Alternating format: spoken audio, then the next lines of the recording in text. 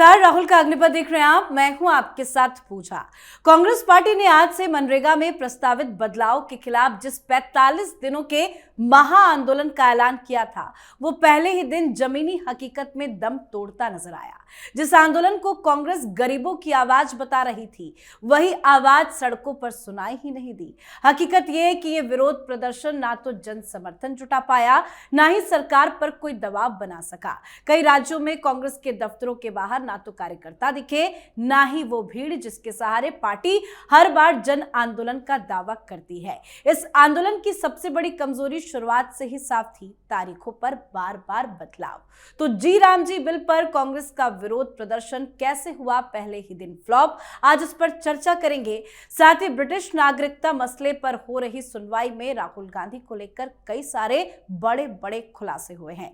खुलासा यह है कि लंदन की वोटर लिस्ट में राहुल गांधी का नाम सामने आया है और यह खुलासा काफी चौंकाने वाला है। तो क्या कुछ खुलासा हुआ, वो भी आपको बताएंगे। कैसे फंसे राहुल गांधी, इस पर चर्चा करेंगे। और चर्चा के लिए मेरे साथ स्टूडियो में मौजूद हैं कैपिटल टीवी के एग्जीक्यूटिव एडिटर राजीव जी। सर, आपका बहुत बहुत स्वागत है। धन्यवाद। आज से विरोध प्रदर्शन की तैयारी थी, लेकिन पहले ही दिन ये प्रदर्शन पूरी तरह से फ्लॉप कैसे हो गया? देखिए, प्रदर्शन किस बात के लिए है? जी, क्या गरीबों के हक मारने के खिलाफ प्रदर्शन है, या गरीबों को दी जा रही सुविधाओं के खिलाफ प्रदर्शन है, या फिर नाम परिवर्तित करने को लेकर प्रदर्शन है?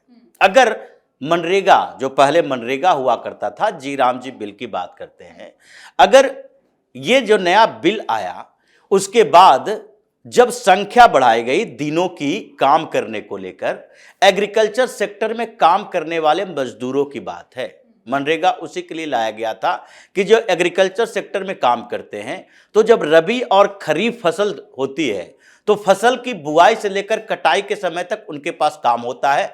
बीच के दौर में काम नहीं होता 2-3 महीने तक, और उसके दौरान इन लोगों को काम देने के लिए हमें ग्रामीण स्तर पर कुछ कंस्ट्रक्टिव काम करने चाहिए। तालाब खुदवाओ, नहर बनवाओ, मुंडेरे पर मिट्टी डलवाओ, या कच्चे काम से शुरुआत हुई थी, अब कच्चा और पक्का दोनों का मिक्स काम करवाया जाता है। यानी उनको रोजगार की गारंटी देना है उन दिनों में जब कृषि कार्य नहीं हो रहे होते।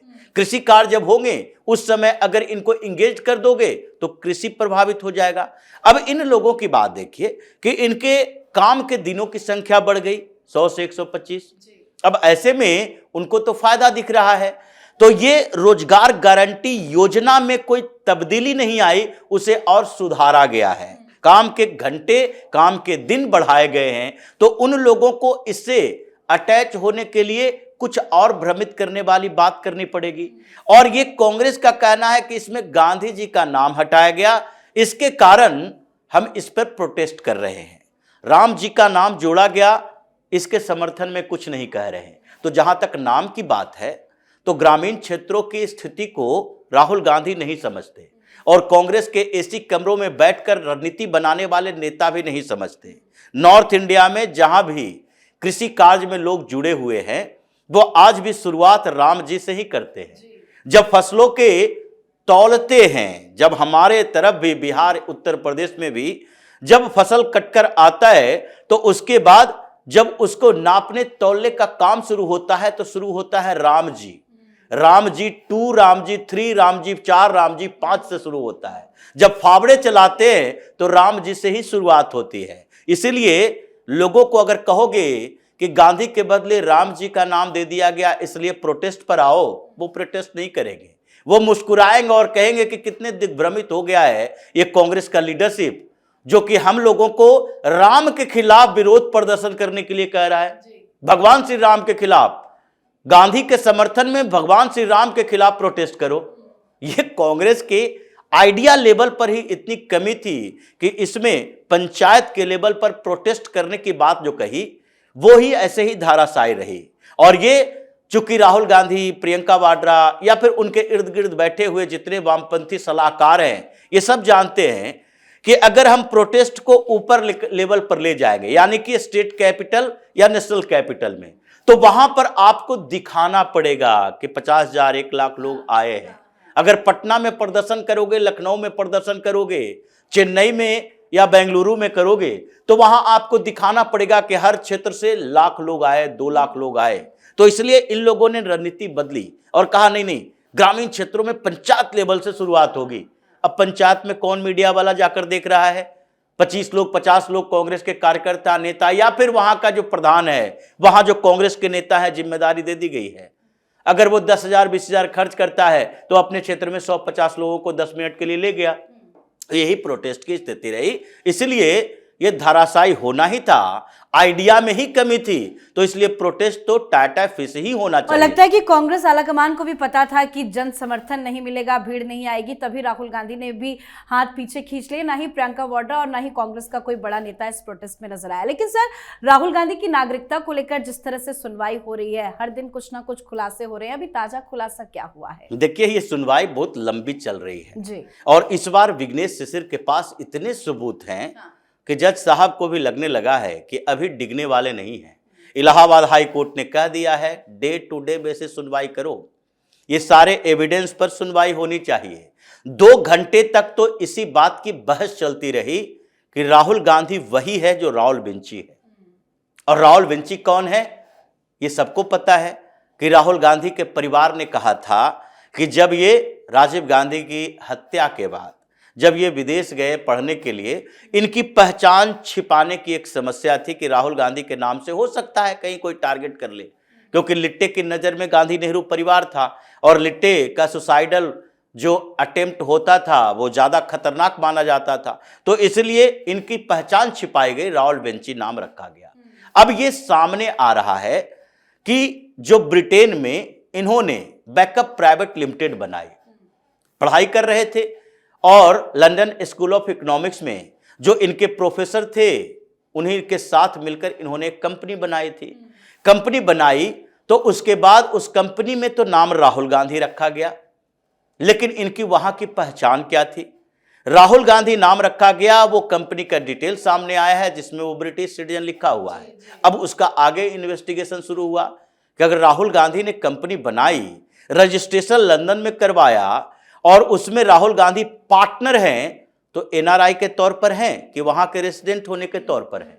राहुल गांधी का एड्रेस प्रूफ आया और उस एड्रेस की भी चर्चा हो रही है। इसीलिए जज ने सिर्फ एक बात कही है कि हमें एक ऑथोरिटी का वेरिफिकेशन चाहिए कि भारत सरकार की जो ऑथोरिटी है वो वेरीफाई करके दे। इन्वेस्टिगेशन का काम पूरा है, ये पूरा विघ्नेश शिशिर ने डॉक्यूमेंट इकट्ठे कर लिए हैं, वेरीफाई तो सरकारी एजेंसी ही करेगी। तो इसी बात की चर्चा होते हुए कहा गया कि जहां पर रह रहे हैं राहुल गांधी, ये वोट चोरी का मुद्दा आजकल राहुल गांधी उठा रहे हैं और वोट चोरी के मुद्दे में ये पूरा गांधी नेहरू परिवार फंसा हुआ है। जिस तरीके से सोनिया गांधी के बारे में कहा गया, ये भारत की नागरिक नहीं थी, 1980 में इसने वोटर लिस्ट में नाम जुड़वा लिया। जब भारतीय जनता पार्टी ने हंगामा खड़ा किया, 82 में वोटर लिस्ट से नाम हटवा लिया। फिर 83 में जब इसका नाम आया जनवरी में वोटर लिस्ट में सोनिया गांधी का, तो उसके बाद पता चलता है कि अप्रैल में तो इनको नागरिकता ही मिली है भारत की, और जनवरी के वोटर लिस्ट सुधार में इनका नाम आ गया। वोट चोर तो गांधी परिवार में ये सोनिया गांधी भी निकल गई। अब राहुल गांधी की बात रही तो राहुल गांधी जो कह रहे हैं एक एक जगह, दो दो जगह, चार चार जगह नाम है, तुम्हारा नाम तो 2 जगह दोनों अलग अलग देश में है। ये 3-3 देशों के पासपोर्ट की बात चल रही है कि एक जगह एक कैरेबियन आइलैंड में इन्होंने $5 मिलियन खर्च करके, इन्वेस्टमेंट करके वहां के पासपोर्ट लिए, सिटीजनशिप लिया। उसके भी चर्चा चल रही है, वहां से भी डॉक्यूमेंट्स आने बाकी है। लेकिन लंदन में इनके रेजिडेंशियल प्रूफ और उसके बाद लंदन म्युनिसिपल कॉरपोरेशन के चुनाव में उस वार्ड में इनके वोटर लिस्ट में नाम आया है। इसी बात के लिए इतने लंबी चर्चा हो रही है ये कोर्ट के अंदर कि पहले ये साबित करना है कि राहुल गांधी वही है जो राहुल विंची है, और राहुल विंची का जो वहां नाम है वो राहुल गांधी का ही नाम है। अब एड्रेस प्रूफ, प्रमाण पत्र, फोटो, अब फोटो का वेरिफिकेशन, क्योंकि ये फोटो 20 साल पुराना है तो वो वेरिफिकेशन, और इसलिए वेरिफिकेशन की जरूरत है कि आजकल एआई का टाइम है। फोटो मॉर्फ्ड करने के लिए पहले भी फोटोशॉप का इस्तेमाल किया जाता था। तो अभी एक ऑथोरिटी, जो जज ने कहा, आलोक वर्मा ने, जस्टिस आलोक वर्मा ने, कि अभी जो वेरिफाइड डॉक्यूमेंट चाहिए उसके लिए तो ईडी, सीबीआई ऐसी कोई एजेंसी की जरूरत पड़ेगी और ये सरकार के स्तर पर उस डॉक्यूमेंट का वेरिफिकेशन होगा, तब हम फैसला सुनाएंगे। लेकिन ये तो साबित हो चुका है, राहुल विंची ही राहुल गांधी है।